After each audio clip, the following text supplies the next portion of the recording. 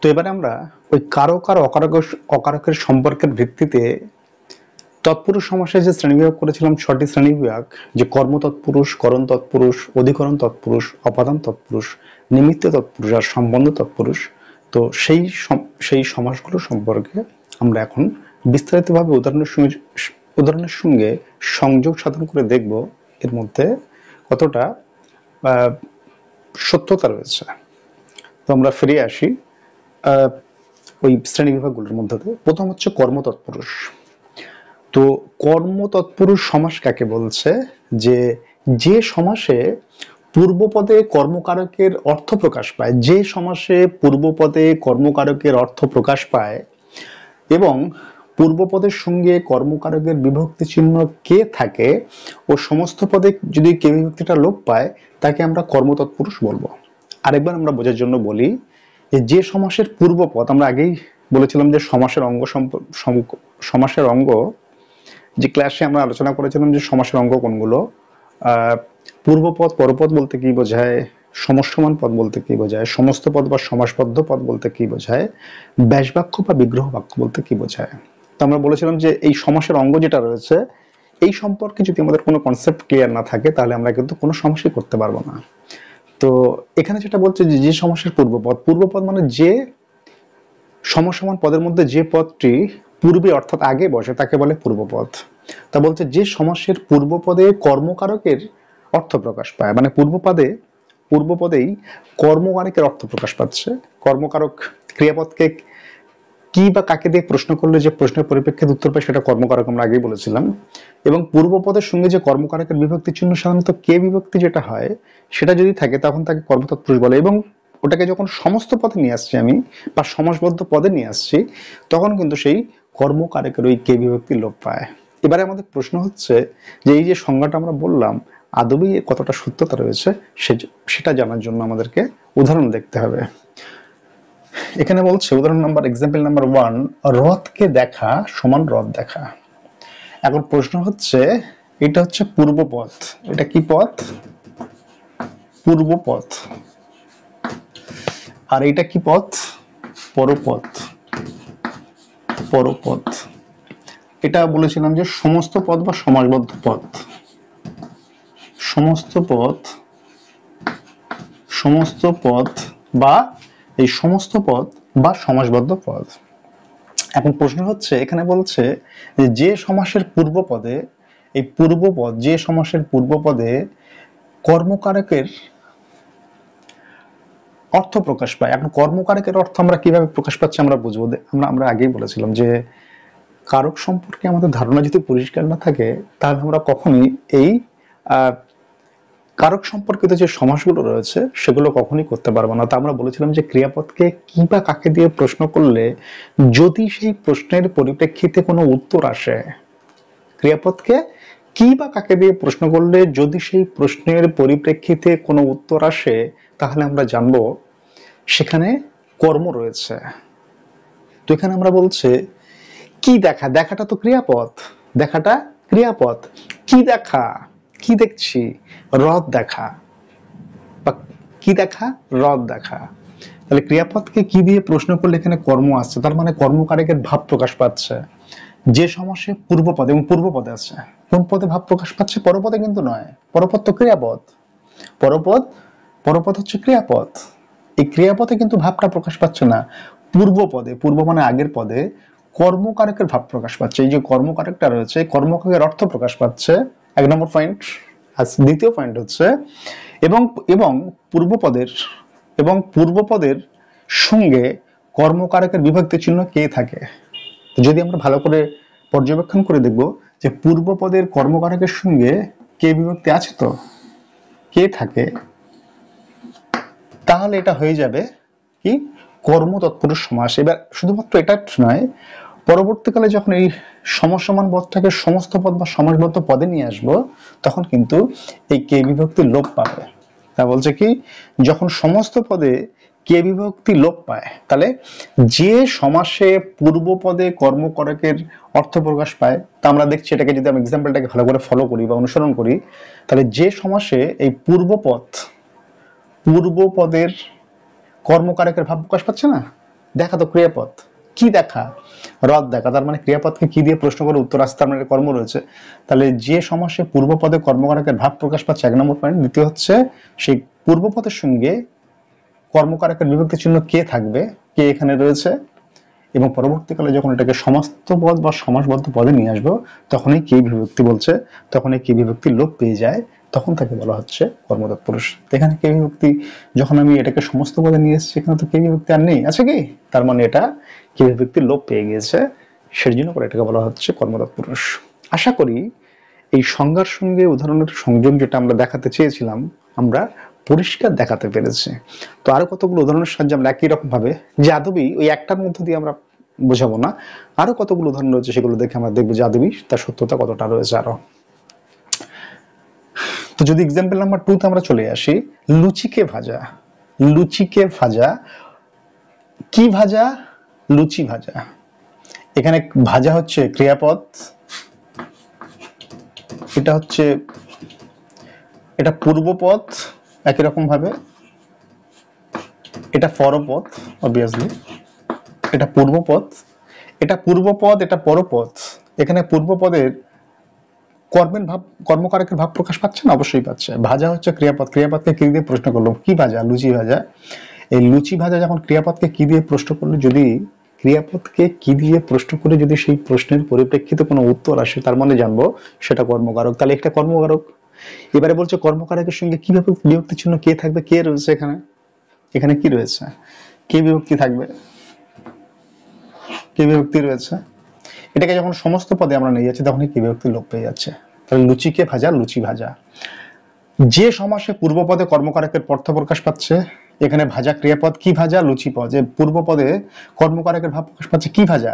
লুচি ভাজা। ক্রিয়াপদকে কি দিয়ে প্রশ্ন করতে আসতে আমরা কর্মকারক। তাহলে যে সমাসে পূর্ব পদে কর্মকারকের ভাব প্রকাশ পাবে এবং কর্মকারকের বিভক্তি চিহ্ন কে থাকবে এবং পরবর্তীকালে যখন সমস্ত পদে নিয়ে আসবে তখন কে বিভক্তি লোপ পাবে, তখন তাকে বলছে কর্মতৎপুরুষ সমাস। আশা করি আমরা ধারণা পরিষ্কার করতে পেরেছি। পরবর্তী উদাহরণগুলো দেখলে বুঝে যাব। কলাকে বেচা, কি বেচা? কলা বেচা। ক্রিয়াপদকে কি দিয়ে প্রশ্ন করে উত্তর আসছে? অবশ্যই আসছে। পূর্ব পদের কর্মকারকের ভাব প্রকাশ পাচ্ছে, কি বেচা? ক্রিয়াপদকে কি দিয়ে প্রশ্ন করলে যদি সেই প্রশ্নের কি বা কাকে দিয়ে প্রশ্ন করে যদি সেই প্রশ্নের পরিপ্রেক্ষিতে কোনো উত্তর আসে তাহলে জানবো যে সেটা কর্মকারক। তাহলে কি বেচা? কলা বেচা। ক্রিয়াপদকে কি দিয়ে প্রশ্ন করছে? কলা বেচা। এসছে কলা, তার মানে এটা কর্মকারকের ভাব প্রকাশ পাচ্ছে এবং কর্মকারকের বিভক্তি চিহ্ন কে এখানে রয়েছে। পরবর্তীকালে যখন সমস্ত পদে নিয়ে আসবে তখন এই কে বিভক্তি লোপ পাবে, তখন তাকে বলা হচ্ছে কর্মতৎপুরুষ সমাস। একই রকম ভাবে এখানে একটু আলাদা আছে। ভোলানো হচ্ছে ক্রিয়াপদ, কাকে ভোলানো? কি বা কাকে থাকবে? তাহলে কাকে ভোলানো? ছেলেকে ভোলানো।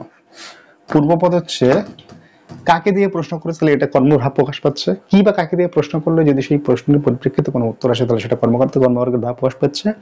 কে বিভক্তি রয়েছে, যখন সমস্ত পদে এটাকে নিয়ে যাচ্ছি তখন সেটা হয়ে যাচ্ছে, এখানে কে বিভক্তি লোপ পাচ্ছে, তাহলে এটা হয়ে যাবে কর্মতৎপুরুষ। তো আশা করি এই কারক অকারক সম্পর্কের ভিত্তিতে প্রকারভেদের প্রথম প্রকারভেদ কর্মতৎপুরুষ সমাস সম্পর্কে আমরা ধারণা পরিষ্কার করতে পেরেছি। এবার আমরা চলে যাব দ্বিতীয় যে ভাগ রয়েছে করণ তৎপুরুষ সমাস সম্পর্কে।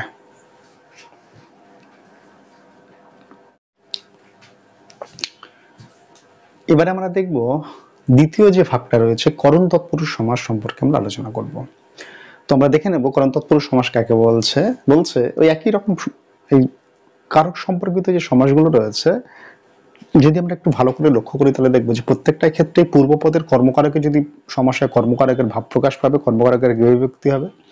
করণকারকে গেলে করণকারকের ভাব প্রকাশ পাবে, করণকারের যে বিভক্তিগুলো থাকবে সেগুলো বসবে, আর সমস্ত পদে গিয়ে সেই বিভক্তিগুলো লোপ পাবে। একই রকম ভাবে অধিকরণ কারকে যদি হয় তাহলে অধিকরণ কারকের ভাব প্রকাশ পাবে, সেখানে অধিকরণ কারকের বিভক্তিগুলো বসবে, সমস্ত পদে গিয়ে সেই বিভক্তিগুলো লোপ পাবে। তোমরা ফিরে আসি করণ তৎপুরুষ সমাস কাকে বলছে। যে তৎপুরুষ সমাসে, যে তৎপুরুষ সমাসে পূর্বপদে করণ কারকের অর্থ প্রকাশ পারে, যে তৎপুরুষ সমাসে পূর্বপদে করণ কারকের অর্থ প্রকাশ করে এবং পূর্বপদের করণ কারকের বিভক্তি এতে থাকে ও যদি দ্বারা দিয়া কর্তৃক যে অনুসর্গগুলো থাকে সেটা হচ্ছে করণ কারকের অনুসর্গ থাকে, তাহলে সেটা সমস্ত পদে গিয়ে সেই অনুসর্গ এবং বিভক্তিগুলো লোপ পায়, তখন তাকে আমরা বলছি করণ তৎপুরুষ সমাস। আরেকবার বলি আমরা, যে তৎপুরুষ সমাসে পূর্ব পদে, আগে বলেছি পূর্ব মানে পদে মানে হচ্ছে আগের পদে, করণকারকের অর্থ প্রকাশ পায়। পূর্ব পদের মধ্যে করণকারক অর্থ প্রকাশ পাবে এবং করণকারকের যে বিভক্তি এ বা তে যদি থাকে, আর দ্বারা দিয়া কর্তৃক যে করণকারকের বিভক্তি অনুসর্গ সেগুলো যদি থাকে, সমস্ত পদে গিয়ে সেগুলো যদি লোপ পায়, তাহলে তখন তাকে বলছি করণ তৎপুরুষ সমাস। তো আমরা ফিরে দেখি এই করণ তৎপুরুষ সমাসের উদাহরণ দিয়ে আমরা দেখবো যে এটার মধ্যে কতটা সত্যতা রয়েছে। বলছে এক্সাম্পল ওয়ান, বলছে অস্ত্রের দ্বারা আহত, সেটা হচ্ছে অস্ত্রাহত। তো এর র এর এ, এই যে পূর্বপদ, এখানে হচ্ছে দ্বারা হচ্ছে অনুসর্গ। তাহলে যে তৎপুরুষ সমাসে করণকারকের মানে অস্ত্র আহত হচ্ছে, একজন ব্যক্তি বা কোন একজন ব্যক্তি, কোন একজন রাজা যদি আহত হয়, আহতটা হচ্ছে কোনো কিছু দ্বারা, যদি কোনো কিছু হয় তখন সেটাকে করণকারক বলি আমরা। কোনো কিছু দ্বারা যখন কোনো কিছু কাজ করা হয় বা কোনো কিছু কিছু সম্পন্ন করা হয়, কোনো কিছুর দ্বারা যদি কোনো কিছু সম্পন্ন করা হয় তখন তাকে বলি করণকারক। তো এখানে হচ্ছে এই আহত করা হয়েছে, আহত হয়েছে সে কিসের সাহায্যে, কিসের দ্বারা আহত হয়েছে? অস্ত্রের সাহায্যে, অস্ত্র দ্বারা তাকে আহত করা হয়েছে। সে এমনি আহত হয়নি, সে কোনো কিছুর দ্বারা আহত হয়েছে। এবং আহত হওয়ার জন্য তার কিসের সাহায্য মানে কিসের প্রয়োজন হয়েছে? অস্ত্রের প্রয়োজন হয়েছে। অস্ত্র ছাড়া আহত হবে না। আশার দ্বারা হত, সে আশা করেছিল, আশার জন্যই সে হত হয়েছে, আশার দ্বারাই হত হয়েছে। তাহলে সে আহত হয়েছে কিসে? আশার কারণেই আহত হয়েছে। যদি আশা না থাকতো তাহলে আহত হতে পারতো না। ঋণ দ্বারা গ্রস্ত, সে ঋণে গ্রস্ত হয়েছে, মানে ঋণী হয়ে গিয়েছে, সেটা ঋণের দ্বারাই তো তার গ্রস্ত হয়েছে, ঋণ জর্জরিত হয়েছে। বজ্রের দ্বারা আহত, আহতটা কিসের দ্বারা হয়েছে? দ্বারা দিয়ে করতে, কোনো কিছু দ্বারা মানে কোনো কিছুর দ্বারা যখন কোনো সম্পূর্ণ কিছু করতে হয় তখন তাকে করণকারক বলে। বজ্রের দ্বারা হতে হচ্ছে মধু দিয়ে মাখা, মাখাটা কিসের সাহায্যে মাখা হয়েছে? মধু দিয়ে মাখা হয়েছে। তো এবার যেটা বলার, তাহলে কোনো কিছু, তাহলে মানে এখানে প্রত্যেকটা তার মানে কি কোনো কিছুর দ্বারা কোনো কিছু সম্পন্ন করা হচ্ছে। তো অস্ত্রের দ্বারা আহত হয়েছে, আশার দ্বারা আহত হয়েছে, ঋণের দ্বারা গ্রস্ত হয়েছে, বজ্রের দ্বারা আহত হয়েছিল, মধু দিয়ে তাকে মাখা হয়েছে। তো প্রত্যেকটা কিছু তাহলে যে সমাসে পূর্ব পদে করণকারকের ভাব প্রকাশ পাচ্ছে এবং এ বা তে যদি বিভক্তি থাকে, অথবা ও যদি দ্বারা দিয়া কর্তৃক, যদি দ্বারা দিয়া কর্তৃক অনুসর্গ থাকে, যদি দ্বারা দিয়া কর্তৃক অনুসর্গ থাকে, যদি দ্বারা দিয়া এখানে দিয়ে এই দ্বারা দিয়া কর্তৃক অনুসর্গ থাকে, তাহলে যখন আমরা এটাকে সমস্ত পদে করব, কি করবো এটা? এই সমস্ত পদে যখন করা হবে তখন কিন্তু এই করণকারকের সমস্ত বিভক্তি অনুসর্গ সবই লোপ পাবে। তো এখানে হচ্ছে অস্ত্রের দ্বারা আহত, অস্ত্রাহত, আশার দ্বারা হতো, আশার দ্বারা হতো, আশাহত, ঋণের দ্বারা গ্রস্ত, ঋণগ্রস্ত, বজ্রের দ্বারা আহত, বজ্রাহত, মধু দিয়ে মাখা, মধু মাখা। এগুলো সবই যেহেতু এই সমাসের যেহেতু পূর্ব পদের করণকারকের ভাব প্রকাশ পেয়েছে, অর্থাৎ কোনো কিছু দ্বারা কোনো কিছু সম্পন্ন করা হয়েছে। অস্ত্রের দ্বারা, অস্ত্র ছাড়া কখনো আহত করা যেত না, আশার দ্বারা কখনো হতো না, বজ্র যদি না থাকতো তাহলে সে আহত হতো না। তো কোনো কিছু দ্বারা যখন কোনো কিছু সম্পন্ন, তার মানে যে সমাসে পূর্ব পদে করণকারকের ভাব প্রকাশ পায় এবং এতে বিভক্তি থাকে, ও যদি দ্বারা দিয়া কর্তৃক কোনো একটা অনুসর্গ থাকে, সমস্ত পদে গিয়ে যদি সেই অনুসর্গ লোপ পায় বা সেই বিভক্তি লোপ পায়, তখন তাকে বলা হচ্ছে করণ তৎপুরুষ সমাস। তো এই সমাসগুলো আলোচনার ক্ষেত্রে প্রথম যেটা আলোচনা করেছি কর্ম তৎপুরুষ সমাস, একই পয়েন্ট অফ অ্যাঙ্গেল থেকে সমস্ত কিছু আলোচনা হবে এই কারক সম্পর্কিত সমস্ত সমাসগুলি। শুধু প্রথমটা যদি ঠিকঠাক করে বোঝা যায়, পরবর্তীগুলো বোঝা যাবে। তো এবং উদাহরণগুলো খুব ভেরি ইম্পর্টেন্ট ফর কেস, অর্থাৎ কারক, কারক সমাসের ক্ষেত্রে কারক সম্পর্কিত সমাসের ক্ষেত্রে এই উদাহরণগুলো খুবই গুরুত্বপূর্ণ। উদাহরণের উপর বেস করেই আমরা পরবর্তী পর্যায়ে এই সংক্রান্ত যেসব প্রশ্ন আছে সেগুলো সহজেই আমরা এই কারক দ্বারা চিহ্নিত করতে পারবো এবং সেগুলো সমাসে আমরা পরিবর্তিত করতে পারবো। তো এটা গেল করণ তৎপুরুষ সমাস। এরপরে আমরা দেখব এই কারক ও অকারক সম্পর্কের ভিত্তিতে শ্রেণী বিভাগের আরো একটি ভাগ সম্পর্কে।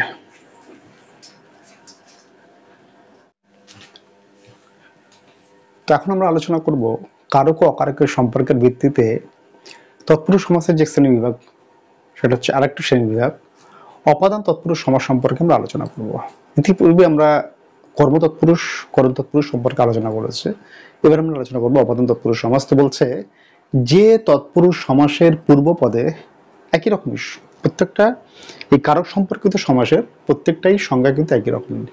যে সমাসে পূর্বপদে অপাদান কারকের অর্থ প্রকাশ পায় করে এবং পূর্বপদে এতে বিভক্তি থাকে এবং ও হইতে থেকে চেয়ে এগুলো এরকম যদি কোনো প্রকৃতি যদি অনুসর্গ থাকে, তাহলে সমস্ত পদে গিয়ে সেই অনুসর্গ যদি লোপ পায়, তখন তাকে আমরা বলবো অপাদান তৎপুরুষ সমাস।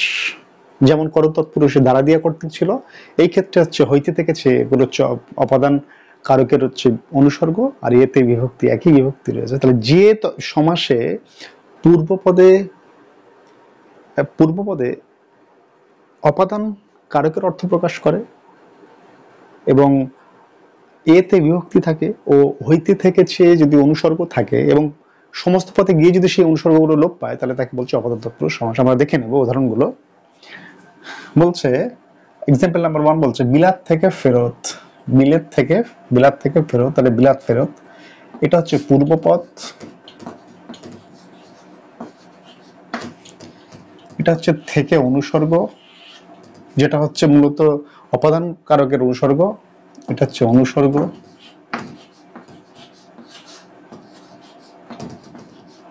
এবং সমস্ত পদ যেটা বিলাত ফেরত হচ্ছে তো সমস্ত পদ। এই সমস্ত পদে যখন আমরা করব বা সমাসবদ্ধ পদে করব যখন, তখন ওই অপাদান কারকের বিভক্তি অথবা অনুসর্গ যদি থাকে, সেটা যদি লোপ পায়, তখন তাকে বলা হচ্ছে অপাদান তৎপুরুষ সমাস। একই রকম উদাহরণ নম্বর 2 যদি বলি পাঠশালা হইতে পলায়ন। পাঠশালাটা পূর্বপদ, হইতে হচ্ছে অনুসর্গ, আর এই যে সমস্ত পদ রয়েছে এখানে যখন এই অনুসর্গটা, এখানে যদি অনুসর্গটা যদি সমস্ত পদে যখন করব আমরা, তখন সেটা এই অনুসর্গ সেখানে পুরোপুরিভাবে লোপ পেয়ে যাবে। একই রকম ভাবে উদাহরণ যদি জল হইতে আতঙ্ক, এখানে হচ্ছে জল হইতে আতঙ্ক কোনো কিছু থেকে উৎপন্ন বা জাত হলে সেটা অপাদান হয়, তো হইতে জল থেকে আতঙ্ক, জলের কারণে মানে জলের জন্য জলের হইতে আতঙ্ক, হইতে হচ্ছে অনুসর্গ। এটাকে যখন আমরা সমস্ত পদে যাব তখন এই হইতে অনুসর্গ লোপ পাবে। একইভাবে দুগ্ধ থেকে জাত থেকে অনুসর্গ লোপ পাচ্ছে হচ্ছে সমস্ত পদে। তাহলে এটা হচ্ছে অপাদান তৎপুরুষ সমাস সম্পর্কে আমরা দেখলাম। পূর্বপদে অপাদান কারকের অর্থ প্রকাশ পাবে, পূর্বপদে অপাদান কারকের ইয়েতে বিভক্তি থাকতে পারে, অথবা হইতে থেকে চেয়ে অনুসর্গ যদি থাকে, তাহলে সমস্ত পদে গিয়ে সেই বিভক্তি অথবা অনুসর্গ যদি লোপ পায়, তখন তাকে বলা হচ্ছে অপাদান তৎপুরুষ সমাস। এরপর আমরা দেখব পরবর্তী সমাস।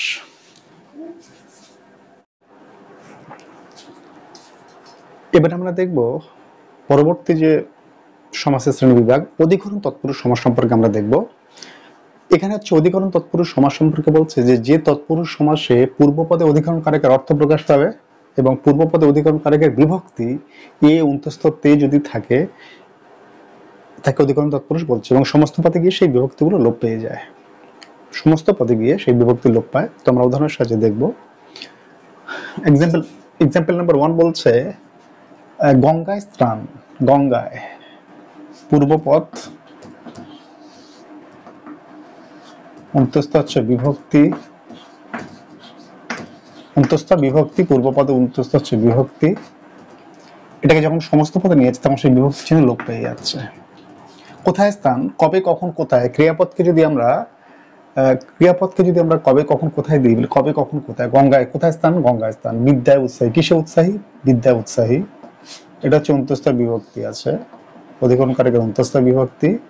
পাঠ এ, পাঠ যোগ এ, এটার মধ্যে আছে এ বিভক্তি, পাঠ যোগ এ বিভক্তি আছে, সেগুলোকে সমস্ত পদে গিয়ে পুরোপুরি ভাবে লোপ পেয়ে যায়। গাছে পাকা, গাছ পাকা, পাঠে অনুরাগী, পাঠানুরাগী, বিদ্যায় উৎসাহী, বিদ্যুৎসাহী, গঙ্গায় স্নান, গঙ্গা স্নান। এগুলো হচ্ছে তাহলে যে সমাসে পূর্বপদে অধিকরণ কারকের অর্থ প্রকাশ পায় এবং অধিকরণ কারকের বিভক্তি এ উত্তরস্থ তে যদি থাকে এবং সমস্ত পদে গিয়ে যদি সেই বিভক্তিগুলো লোপ পায়, তখন তাকে আমরা বলছি অধিকরণ তৎপুরুষ সমাস। যেমন হচ্ছে এক্সাম্পল নাম্বার 1 গঙ্গায় স্নান, গঙ্গা স্নান, বিদ্যায় উৎসাহী, বিদ্যুৎসাহী, পাঠে অনুরাগী, পাঠানুরাগী, গাছে পাখা, গাছ পাকা। এগুলো হচ্ছে অধিকরণ তৎপুরুষ সমাসের উদাহরণ।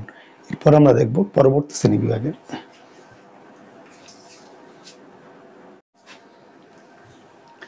এবার আমরা আলোচনা করব পরবর্তী যে শ্রেণী বিভাগ নিমিত্ত তৎপুরুষ সমাস সম্পর্কে আমরা আলোচনা করব। নিমিত্ত তৎপুরুষ সমাস সম্পর্কে কি বলছে, যে তৎপুরুষ সমাসে পূর্বপদে নিমিত্ত, উদ্দেশ্য বা জন্য প্রভৃতি নিমিত্তবাচক অনুসর্গ থাকে এবং পরবর্তীকালে যখন সমস্ত পদে সেটাকে আমরা নিয়ে যাই তখন কিন্তু এই অনুসর্গগুলো যদি লোপ পায় এবং নিমিত্তর উদ্দেশ্যের জন্য প্রকাশ পায় তখন তাকে বলা হচ্ছে নিমিত্ত তৎপুরুষ সমাস। তাহলে যে সমাসে পূর্বপদে নিমিত্ত, উদ্দেশ্যের জন্য প্রভৃতি নিমিত্তবাচক অনুসর্গ থাকে এবং পরবর্তীকালে সমস্ত পদে যখন আসে তখন সেই অনুসর্গগুলো লোপ পায় তখন তাকে বলা হচ্ছে নিমিত্ত তৎপুরুষ সমাস। আমরা দেখে নেব উদাহরণগুলো। বলছে এক্সাম্পল নাম্বার 1 বলছে ডাকের নিমিত্ত মাসল। এই ডাকের নিমিত্ত হচ্ছে অনুসর্গ। ডাকের নিমিত্ত কোনো কিছু উদ্দেশ্য বা জন্য বা নিমিত্ত যদি বোঝায় তখন তাকে বলা হচ্ছে নিমিত্ত তৎপুরুষ। ডাকের নিমিত্তটা হচ্ছে অনুসর্গ। এটা যখন আমরা সমস্ত পদে নিয়ে যাব, এই সমস্ত পদে যখন যাবে এটা তখন এই অনুসর্গগুলো লোপ পাবে। একরকম ভাবে লোকের জন্য হিত, কল্যাণ করা, লোকহিত। বিদেশের উদ্দেশ্যে যাত্রা, উদ্দেশ্য হচ্ছে অনুসর্গ, জন্য হচ্ছে অনুসর্গ। এগুলো হচ্ছে উদ্দেশ্যের জন্য নিমিত্ত, এগুলো হচ্ছে নিমিত্ত তৎপুরুষের অনুসর্গ এবং পরবর্তীকালে সমস্ত পদে যদি যাই তখন দেখা যাবে এই অনুসর্গগুলো লোপ পায়, তখন তাকে বলা হচ্ছে নিমিত্ত তৎপুরুষ সমাস। তাহলে যে সমাসে পূর্বপদে নিমিত্ত কারকের অনুসর্গ, নিমিত্ত, উদ্দেশ্যের জন্য প্রভৃতি থাকে এবং পরবর্তীকালে সমস্ত পদে সেই অনুসর্গগুলো লোপ পায় তখন তাকে আমরা বলবো নিমিত্ত তৎপুরুষ সমাস।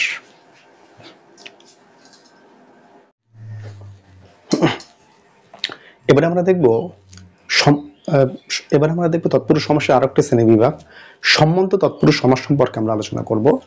তো সম্বন্ধ তৎপুরুষ কাকে বলছে? যে সম্বন্ধ তৎপুরুষ সমাস হচ্ছে যে তৎপুরুষ সমাসে পূর্বপদের সঙ্গে সম্বন্ধ পদের বিভক্তি চিহ্ন থাকে। কোন বিভক্তি চিহ্ন? না র, এর বা এদের যদি থাকে এবং সেই সমস্ত পদে গিয়ে সেই বিভক্তি চিহ্ন লোপ পায় তখন তাকে বলে সম্বন্ধ তৎপুরুষ সমাস। এবার সম্বন্ধ তৎপুরুষ আমরা বলেছিলাম যে কারক ও অকারকের সম্পর্কের ভিত্তিতে এই তৎপুরুষ সমাসকে যে 6টা ভাগে ভাগ করা হয় তার মধ্যে একটা হচ্ছে সম্বন্ধ তৎপুরুষ সমাস। এই সম্বন্ধ তৎপুরুষ হচ্ছে অকারক। অকারক মানে হচ্ছে নয় কারক, অর্থাৎ ক্রিয়াপদের সঙ্গে নামপদের যদি সরাসরি কোনো সম্পর্ক বা ক্রিয়াপদের সঙ্গে অন্যান্য পদের সঙ্গে যে সম্পর্ক তাকে তো বলি আমরা কারক। ক্রিয়াপদের সঙ্গে অন্যান্য পদের সম্পর্ককে আমরা বলি কারক, কিন্তু ক্রিয়াপদের সঙ্গে যে পদের সরাসরি কোনো সম্পর্ক থাকে না তখন তাকে আমরা বলি অকারক, অর্থাৎ নয় কারক, অর্থাৎ কারক নয় যেগুলো সেটা হচ্ছে অকারক। এই অকারকের মধ্যে দুটো শ্রেণী পড়ে, একটা হচ্ছে সম্বন্ধ পদ আর একটা হচ্ছে সম্বোধন পদ। সম্বন্ধ পদ হচ্ছে সাধারণত সম্বন্ধ পদের বিভক্তি হচ্ছে র বা এদের, আর সম্বোধন পদ হচ্ছে কাউকে কোনো কিছু ডাকা বা আহ্বান করা, সেটা হচ্ছে সম্বোধন পদ। এই দুটি পদই হচ্ছে অকারক পদ। তো এখানে এই তৎপুরুষ সমাসের শ্রেণীবিভাগের মধ্যে কিন্তু সম্বোধন পদের কোনো শ্রেণীবিভাগ নেই, এখানে আছে সম্বন্ধ পদ। সম্বন্ধ তৎপুরুষ সমাসের একটা শ্রেণীবিভাগ রয়েছে যেটা আমরা আলোচনা করছি। তো সম্বন্ধ পদের মূল যে বিভক্তি সেটা হচ্ছে র বা এর বিভক্তি থাকবে, চিহ্ন দিয়ে আমরা বুঝতে পারবো এটা সম্বন্ধ পদ, অর্থাৎ ক্রিয়ার সঙ্গে তার সরাসরি সম্পর্ক থাকে না বলে এটাকে বলা হয় অকারক। অকারকের মধ্যে দুটো আছে, একটা হচ্ছে সম্বন্ধ পদ, একটা সম্বোধন পদ। এখানে আমাদের আলোচনার বিষয় হচ্ছে সম্বন্ধ পদ, সেটাকে সম্বন্ধ তৎপুরুষ সমাস বলা হচ্ছে। কোনটাকে বলা হচ্ছে না যে তৎপুরুষ সমাসে পূর্ব পদের, আমরা বলি পূর্ব পদ মানে হচ্ছে আগের পদের সঙ্গে সম্বন্ধ পদের বিভক্তি চিহ্ন। সম্বন্ধ পদের বিভক্তি চিহ্ন কোনগুলো? র, এর, এদের, এগুলো হচ্ছে সম্বন্ধ পদের বিভক্তি চিহ্ন যদি থাকে এবং সমস্ত পদে গিয়ে যদি সেটা লোপ পায় তাকে বলে সম্বন্ধ তৎপুরুষ সমাস। তো আমরা উদাহরণের সাহায্যে দেখব। এক্সাম্পল 1 বলছে মামার বাড়ি, মামা বাড়ি। এই মামার বাড়ি হচ্ছে মামা হচ্ছে মূল শব্দ, এর মধ্যে মামা হচ্ছে মূল শব্দ। এই মামা মূল শব্দ, এই মামার সাথে কি যুক্ত হয়েছে? র যুক্ত, র বিভক্তি যুক্ত হয়েছে, এটা হচ্ছে বিভক্তি। এই যে রটা, মামা হচ্ছে মূল শব্দ, মামা মূল শব্দ, তার মধ্যে পড়ে থাকে র বিভক্তি। র হচ্ছে বিভক্তি। আর আমরা আগেই বলেছি যে সম্বন্ধ পদের বিভক্তি হচ্ছে র, এর বা এদের। তাহলে যে তৎপুরুষ সমাসে পূর্বপদ, এটা পূর্বপদ মানে আগের পদ, পূর্বপদের সঙ্গে র বা এর বিভক্তি বা এদের বিভক্তি যোগ হয় সম্বন্ধ পদে, এবং যখন সমস্ত পদ বা সমাসবদ্ধ পদে সমস্ত পদ বা সমাসবদ্ধ পদে গিয়ে সেই র বা এর বিভক্তি লোপ পায় তখন তাকে আমরা বলি সম্বন্ধ তৎপুরুষ সমাস। আরেকবার বলি, যে তৎপুরুষ সমাসে পূর্বপদের সম্বন্ধ পদের র বা এর বিভক্তি বা এদের বিভক্তি থাকে এবং যখন সমস্ত পদে নিয়ে যায় যদি সেই র বা এর বিভক্তি যদি লোপ পায় তখন তাকে বলে সম্বন্ধ তৎপুরুষ সমাস।